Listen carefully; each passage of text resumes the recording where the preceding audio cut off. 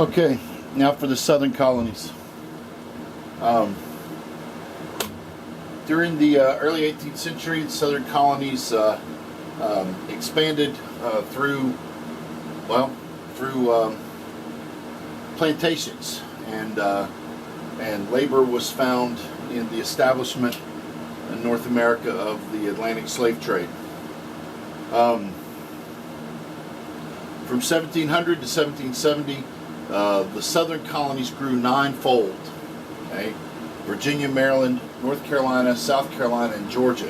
Of course, up until the mid-1700s, North Carolina, South Carolina, and Georgia were all still part of just what was called the Carolina colony. By 1770, the southern colonies had a larger population than either the northern or middle colonies. That's primarily because Virginia and Maryland had been the earliest colonies to attract mass populations. And so that's going to be, especially the Chesapeake region, is going to account for much of that early population increase. Four primary reasons. The first, natural increase. This is the main reason for the population increase in the region. The second, the Scots, Irish, and the Germans moving into the backcountry, coming towards the Appalachian Mountains and coming over. Again, as I said in the last video, that's why we have so many Celtic festivals in this region, because all these Scots Irish coming into the backcountry. There's also still massive indentured servant populations, both British and Scots Irish signing on as indentured servants to come and work basically as a slave for 7 years until they can gain their freedom. And then what your textbook refers to as involuntary immigration. That means immigration for which people didn't volunteer for. Slavery. Now, slavery. The Atlantic slave trade is going to shape the economy, society, and politics of the South. It's going to make the southern colonies different completely from the northern and the middle colonies. Slavery is not a new thing in the world. It's not something new in the world. Matter of fact, most civilizations in the ancient world practiced slavery. They had slaves. But slavery in the ancient world was different than this new thing, this Atlantic slave trade. Slavery in the ancient world, primarily, you could become a slave in the ancient world if you were a debtor, if you were so far in debt you couldn't pay your debts, if you had committed a crime, or if you were a soldier and were captured in warfare. You were a conquered people. You could be put into slavery. Most of this slavery activity in the ancient world is simply because these are the institutions used to take care of those problems: crime, debt, and warfare. What we're going to see in the New World, what we're going to see in North America and in the Caribbean, this Atlantic slave trade is going to be a new thing. The slaves aren't going to have done anything to garner for themselves this status of slave, like someone committing a crime or someone getting in debt or something like that. Eventually, it's going to be that people just happen to come and round up entire village groups of individuals who were basically innocent, and then slap them in chains and carry them across the ocean, which we'll talk about in a minute. Now, in 1700, there's about 20,000 Africans, individuals of African origin, in the southern colonies. By 1770, it's increased over 400,000. And just as an aside, by the time we get to 1860, just 90 years down the road, it's going to be more than 4 million slaves in the southern colonies. The African population increases 3 times faster than the white population does in the southern colonies. The colonies are divided into two parts, the Upper South and the Lower South. In the Upper South, the Chesapeake Bay, which is basically Maryland and Virginia, tobacco is the cash crop. Tobacco is the thing that they're primarily focusing on. 9 out of 10 Southern whites lived in the Chesapeake Bay. Okay, so this is the most of the European population is here. Okay, 8 out of 10 Southern blacks lived in the Chesapeake Bay. So the vast majority of the slave populations are also living around the Chesapeake Bay.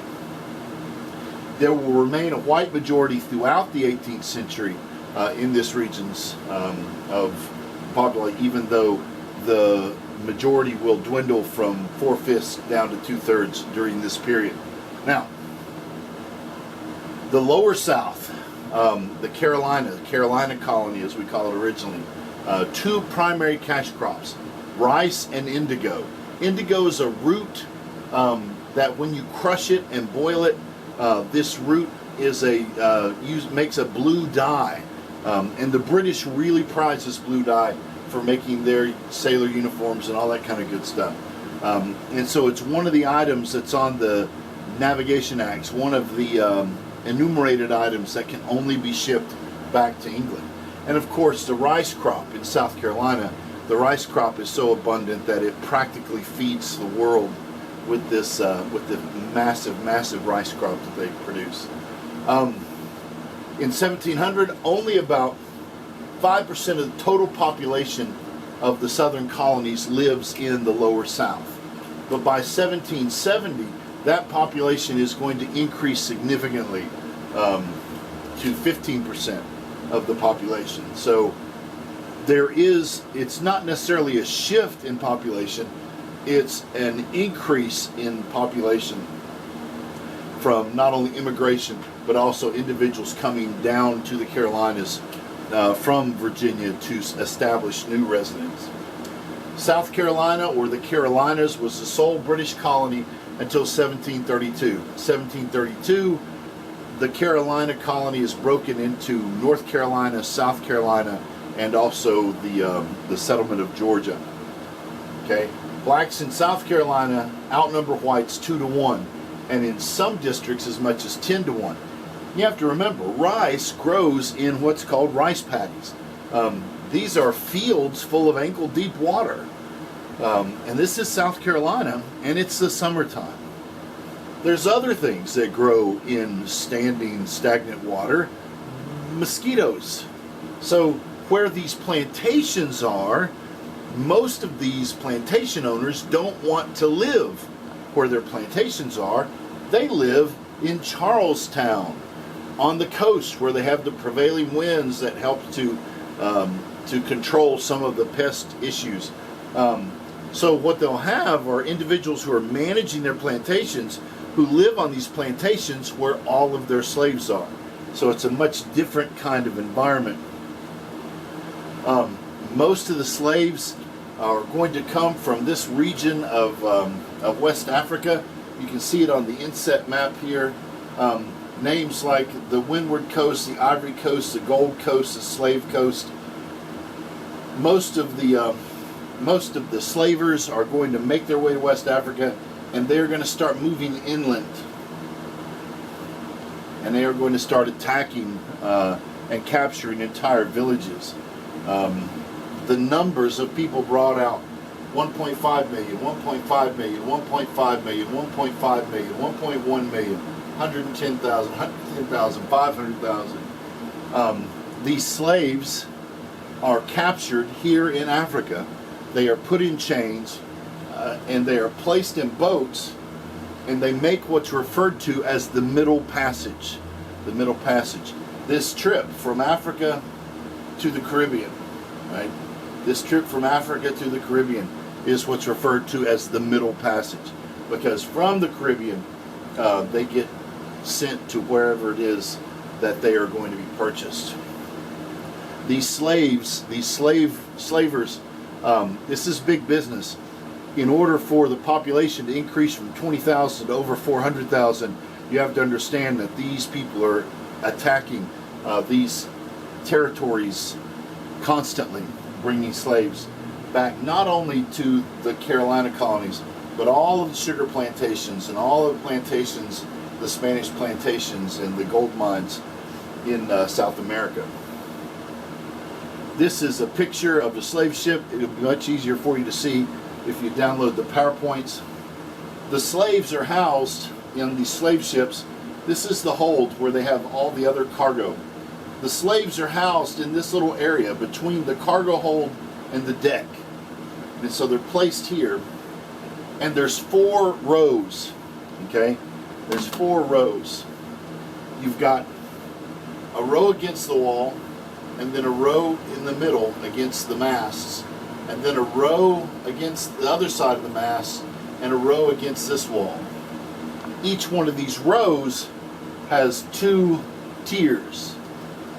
The slaves are forced to sit, lay on their backs with their feet up in the air against the wall, and that's how, when it's on the trip, they bring food and water, a ball of rice and a ladle full of water, and they go up and down the rows, and they drop rice and they pour water into their mouths so they can have the slaves on either side.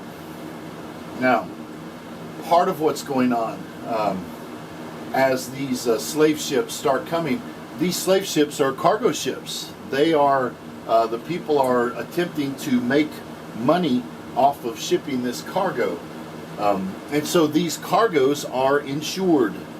There are insurance companies in England, like the world famous Lloyd's of London, had big business in insuring slave cargoes. If slaves arrived at their destination and they had bed sores from laying on those planks, those hard planks, for weeks, they wouldn't bring much money, and damaged crops aren't insurable. However, what the ship's captains are going to start doing is bringing 1 row of slaves to the deck at a time and letting them walk around, cleaning them off, because they're, they don't get bathroom breaks. If they identify any of the slaves that are sick, that look like they've got a disease, that looks like they're not going to make it, they would essentially bring everybody back into the hold, and they would just push that slave off of the side of the ship, still attached to his chains, and he would sink, of course. The ship's captain would then be able to process this lost cargo on his insurance forms and still get paid for it. What you have to understand is these people were treated worse than animals. They were treated worse than animals. They were just any other kind of cargo. And once these ships arrived in port, again, they do not know what's going on. Nobody's taking the time to explain this stuff to them. And so they're brought to these slave markets and they are sold. George Washington had owned slaves. He said that his slaves worked from light till dusk. He called it from can to can't.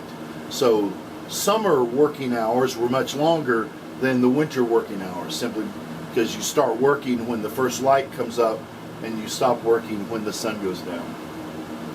Slaves don't just accept it. Some resist at differing levels, okay? Some would be lax or slow in carrying out instructions. Some would have more stubborn resistance to all this stuff. However, it would be inevitably punished. But the resistance continued because they did not just passively accept this notion that for the rest of their lives they're going to be slaves. 1739, in your text, there's something called the Stono Massacre. In Stono, South Carolina, a group of slaves had been brought in, and one plantation owner purchased them all. Unfortunately for him, all of these slaves that were brought in were captured warriors from a single tribe. Late one night, these new slaves plus other slaves, equaling about 20, are going to escape from the plantation. They will go to a general store, a small store in the area where the husband and wife who own the store, they live there, and they'll attack the store. They'll kill the two people in the store and then cut their heads off and post their heads on the porch as a warning for people not to follow them. And they'll get supplies, guns and powder and ammo and foodstuffs and things like that, because they have heard from the other slaves that there's a place called Florida that's under control of the Spanish. And if they can get there, they would be able to join with the Seminole, okay, the native tribes that's known for harboring these runaway slaves. On the trip, on the way, they entice other slaves to join them. They will beat on hollow logs and things like that. It's a method of communication. Anyone who understands what the communication is was basically invited to come and join with them on this trip. They burn at least 6 plantations on the way from Stono on their way down to Florida, and they kill more than 20 people, men, women, and children, everybody on the plantations. They would stop and rest and beat the drums, and other slaves would come, and so the goal was to make it down to Florida. However, because they would stop and beat the drums on a regular basis, the armed mounted group from South Carolina was able to follow them fairly easily. Late one night, they ambushed these guys, and almost all of them are killed. Their bodies are thrown in wagons, and on the way back from somewhere in the middle of Georgia, all the way back to Stono, South Carolina, they will take the heads of these dead slaves, cut their heads off, and use them as the mile markers as a warning. Basically wants to show the slaves that no matter how determined they are not going to be successful. Whites in South Carolina will start enacting new laws, new restrictive slave codes, so that they can have more control over the slave populations. But these rebellions, these uprisings, won't stop. It doesn't stop here. It will continue. There are 2 types of labor that the slaves in the South did. In the Chesapeake, slaves are watched fairly closely because of the nature of work. Most of the people in the Chesapeake who owned slaves actually worked in the tobacco plantations, usually with their slaves. So because of the nature of the work, they were always present. In the lower South, it was more of a task system. As I said, the plantation owners don't like living around where the plantation is, simply because of the swamps and the standing water and everything. Most of those very wealthy plantation owners live on the coast. Okay? And the task system, whenever your task was over, the job was done for the day. Slave labor provided wealth for their masters, the British merchants, and for the monarchy. So they weren't going to get very much assistance from this point. Okay, 90% of colonial exports to England come from the South. 80% of the tobacco that was sent to England from the Chesapeake Bay is re-exported to the other countries in Europe by these tobacco merchants at an exorbitant, enormously high price compared to what the colonists were paid by the British. Rice was becoming a staple crop around the world. There's examples of rice crops being all the way in the backside of the Mediterranean, over next to Egypt. South Carolina rice is going to be all over Europe, all over the Caribbean, and all over the Mediterranean because they grow it in such abundance. Okay, now this last thing I want to talk to you really quick is about something that we're going to call it salutary neglect. I'm going to explain the concept to you, and as you read the rest of the chapter and go through this material, you'll become to understand what's going on. Trade was restricted in the colonies. Colonies had open trade with each other and with the Caribbean, but they were England's consumers. England wanted to be the manufacturing center, as we talked about earlier. So the colonists were forbidden from manufacturing things, even though they had all the resources at their fingertips. One of the most egregious and outrageous of these things is one of the navigation acts referred to as the Hat Act. Okay, everything necessary to make quality hats is found in the colonies. However, England passed the Hat Act to forbid the colonists from manufacturing hats. All of the materials had to be packed up, sent to England, so that the manufacturers in England could make the hats, and then send the finished product back to the colonies so that the colonists could purchase the hats, usually at 10 times what it cost for them to make the hat. It's one of the examples that just strikes me as the most glaring out of all this stuff. And the colonists are getting sick of it. It also restricts who they can trade with. Tobacco can only be sold to the British. Tea can only be purchased from English sources.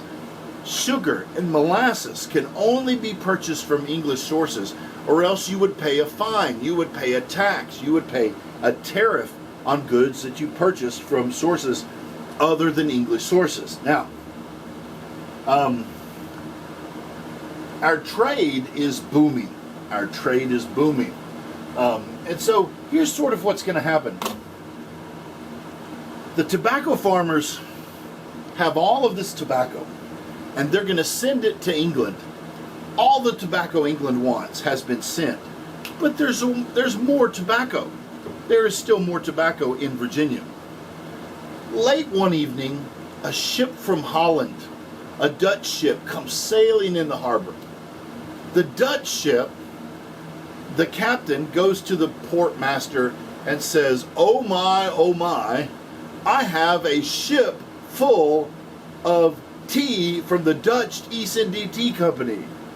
If only I had some way of exchanging that tea for tobacco.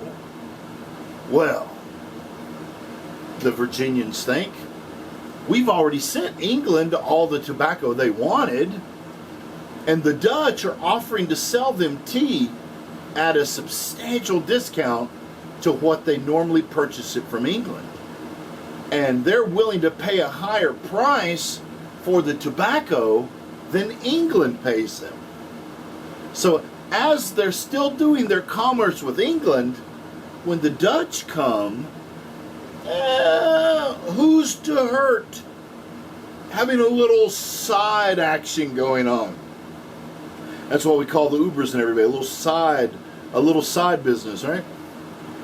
And so what the colonists are going to do is they're going to start smuggling, not only with the Dutch, but with the Spanish, with the French. They're going to start doing, especially with the molasses and the French. Even though we purchase all the sugar and molasses that the English want us to purchase, we have this little under-the-table action going on. And that helps us to balance our books.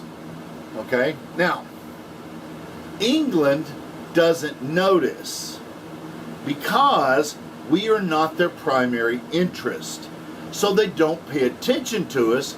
So all of those laws regarding importation of goods from places that aren't England go unenforced. This leads to a situation referred to as salutary neglect. See, the French ship comes in, or my ship comes in, and I've got a cargo hold full of French molasses. It's supposed to get like a 9 pennies a gallon tax placed on it. Well, I pull the ship in, the customs official comes, and he looks in the cargo hold and he says, aha, ship full of French molasses. And he starts figuring the tax. Well, then I pull a £5 note out of my pocket and slide it across the table. And I'm like, I'm sorry, what was that again? He picks up the £5 note, puts it in his pocket, and he says, oh, I'm sorry, ship full of British molasses. No tax. And he wipes it out. So what just happened? Some people like to call it just a simple greasing of the economy. Other people call it smuggling and bribery and things like that. Okay? While we're not costing England any money, they don't pay attention to us. That's salutary neglect. A long time ago, the speed limit between Kingsport and Johnson City used to be 70 miles an hour. And so you could fly on that road. I knew people who would drive that road doing 90 miles an hour. Okay? And there were rarely ever any cops on the road. The problem was, it was egregiously dangerous on those roads to be traveling at those speeds. So all of a sudden, there were accidents, fatalities along that stretch of road, and the police started patrolling it heavily. People started getting tickets. They even lowered the speed limit back down to 65 because it was just too fast. While nobody was noticing, while we weren't causing any problems, while there was no issues, they didn't pay attention to us. But when we start costing them money, when we start raising a ruckus, that's when England starts to pay attention. That's what the next chapter is about. The next chapter is about what's going to happen when England starts paying attention to us, because we basically start a war and force England to have to almost go bankrupt to come back and fix it. So, we're going to start on this next chapter, and we'll get all of this taken care of.